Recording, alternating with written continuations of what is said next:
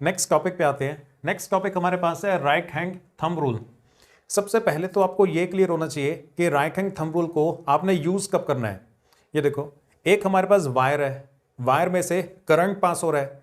Wire में से अगर करंट पास होगा तो वायर मैग्नेट की तरह बिहेव करेगी और मैग्नेट के आसपास मैग्नेटिक फील्ड होती है। उस मैग्नेटिक फील्ड की डायरेक्शन को पता लगाने के लिए राइट हैंड थंब रूल को यूज किया जाता है। वायर में से अगर करंट पास हो रहा है तो वो वाली वायर मैग्नेट की तरह बिहेव करेगी और मैग्नेट के आसपास मैग्नेटिक फील्ड होती है। उस मैग्नेटिक फील्ड की डायरेक्शन को पता करने के लिए ही राइट हैंड थंब रूल को यूज किया जाता है। और उसकी स्टेटमेंट ये है, होल्ड द कंडक्टर। कंडक्टर का मतलब वायर ही होता है। Hold the conductor in the palm of your right hand such that thumb should point in the direction of current. आप ऐसे इमेजिन कर लो कि ये वाली जो वायर है ना, इस वायर को आपने अपने हाथ में पकड़ा हुआ है and thumb should point in the direction of current. ये वाला जो थंब है ना, वो करंट के डायरेक्शन में होना चाहिए।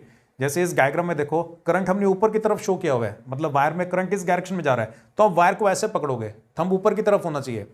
अगर करंट नीचे की तरफ होता तो फिर आपको वायर को ऐसे पकड़ना है, thumb should point in the direction of current. अगर करंट ऊपर की तरफ है तो आप ऐसे पकड़ोगे, आपका जो थंब है वो भी अपवर्ड डायरेक्शन में होना चाहिए। अगर करंट किसी क्वेश्चन में डाउनवर्ड डायरेक्शन में है तो आपने ऐसे पकड़ना है, thumb should point in the direction of current.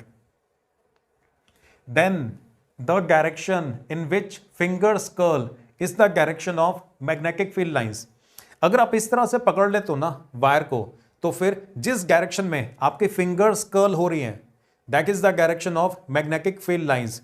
देखो, फिंगर्स जिस डायरेक्शन में कर्ल हो रही है, मतलब फिंगर्स जिस डायरेक्शन में रोल हो रही है, वो ही मैग्नेटिक फील्ड लाइंस के डायरेक्शन है।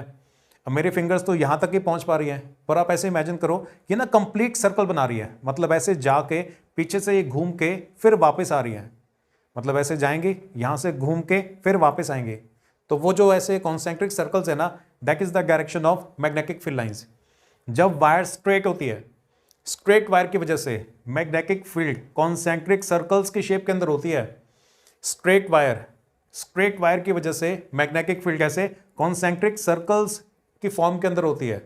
और ये जो एरोस लगी हुई है ना, जो डायरेक्शंस लगी हुई हैं, ये राइट हैंड थंब रूल को यूज करके लगी हुई हैं। वायर के पीछे से मैग्नेटिक फील्ड लाइंस आएंगी और ये आगे से घूम के ऐसे जाएंगी। क्लियर हुआ? जब भी इसके न्यूमेरिकल्स आएंगे ना, या इसके जब क्वेश्चंस आएंगे ना, तो आपने ऐसे सोचना है, आपने अपने पेन को ना अपने राइट हैंड में पकड़ लेना है।